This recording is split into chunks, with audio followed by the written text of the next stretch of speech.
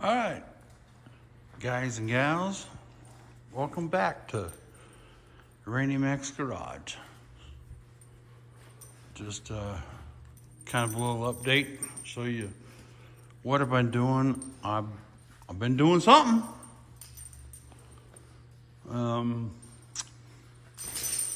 Okay, these little doodads that I made here for so the air goes through the radiator, not over it and around it. I never made the mounts for them. I had like a couple of what do you call them? I had these things, well, pokey sticks. I had those jammed in there to hold pressure on them, to hold them in there, and I didn't know how I was going to mount them, and I didn't want to go welding a bunch of tabs on and doing Zerk fittings and all this other kind of weird ass shit. I wanted simple. And so one day I was, sitting over there in the design chair, and and looking across, and I had these things stuck in there, and I go, well, those things work perfectly, but obviously, can't have that. And so I realized what I needed, and it's kind of like a cane bolt. What I call a cane bolt, kind of like something, like Grandma would have had on a screen door, to latch the screen door or the chicken coop or something like that back in the day. And so I came up with these things right here, and it's just a piece of aluminum that I turned down on the lathe, and screwed them in, and simple. The unit's not going to go anywhere because there's a flange up here, there's a flange up here, and there's a flange down here, so it can't go that way, and it can't go that way. It can't go that way, and it certainly can't go that way. So you've got this tightened right here. So I like it. You kind of got to fiddle with it to put them in, but and you still have to use this and this hole here was existing because I reutilized some existing material. But this is kind of like a pull point, so you pull this up and then tighten the screw, and it works out great. So I'm happy with it. So project done, move on. And so the next project was the front spoiler. I had to make some mounts. That's those laying on the floor down there. And so what I did there was got my CAD out and cardboard aided design, and I made me a template, and that's what those little deals ended up being via this template. And I'll show you. There's 6 down there on the floor. I made 7, and this one is on the end. Hopefully we can sneak down there and see what it looks like on the end. That kind of gives you. It's just roughly in place there, and originally I was going to weld them on there, and then I got to thinking, well, I really don't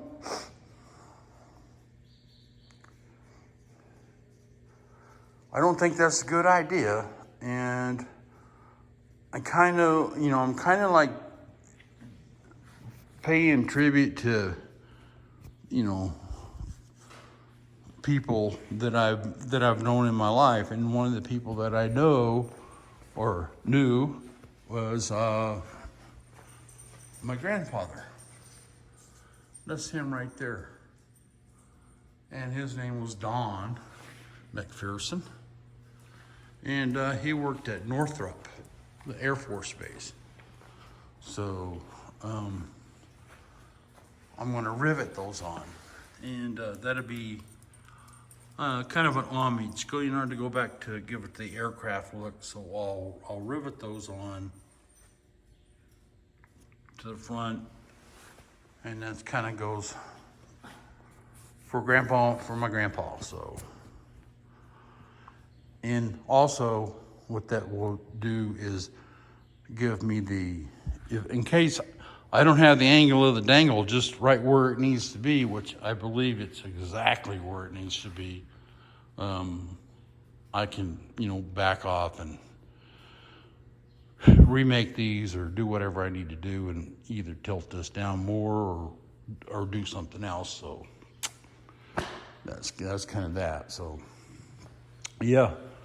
Now my dilemma now is, if you could tell, if you look, you see the front, how there's that pocket's out and that pocket's out.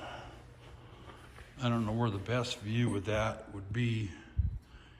Maybe right here. If you look, see that blue line? That blue line is snapped and it follows the bumper. And that's where I was going to chop that at. To where it followed that. But those pop outs are right in front of these, almost exact.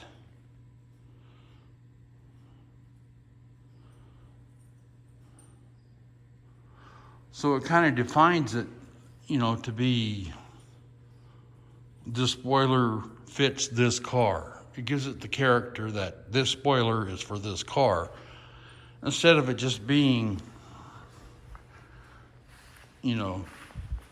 that straight line.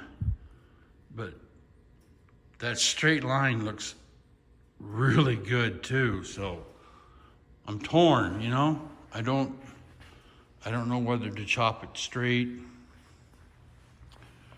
or it's going to go black. So I don't know, man.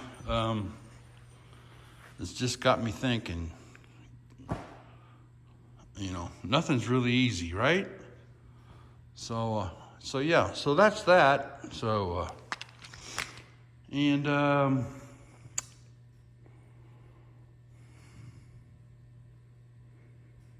I guess that's well, I got the car turned around.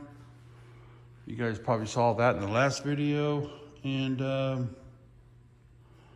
we'll keep forging ahead. I'm still looking for the windshield and the upholstery are my two big crazy items, and I think I kind of got the upholstery kind of figured out what I'm going to do there.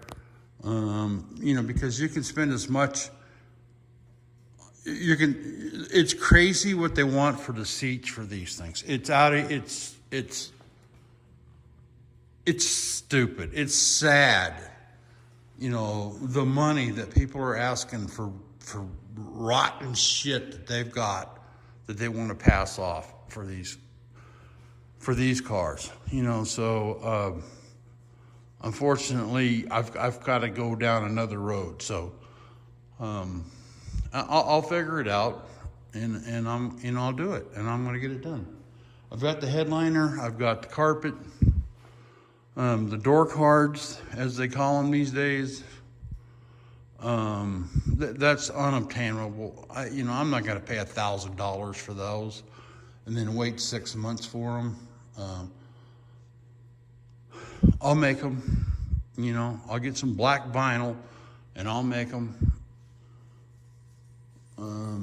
So that's doable. The only thing is recovering the seats, and the back seat is not the appropriate seat for this car, and neither are the two front bucket seats, but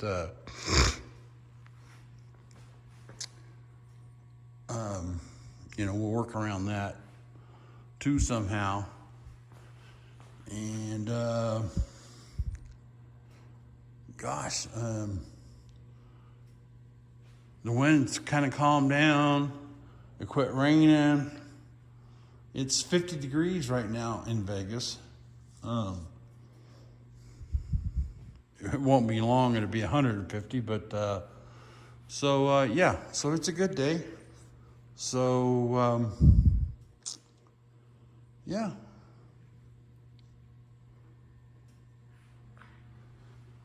Oh, the dome light inside. I was going to upgrade it to where it's maybe an LED light where you could actually maybe see, because I'm getting older and I really can't see a lot.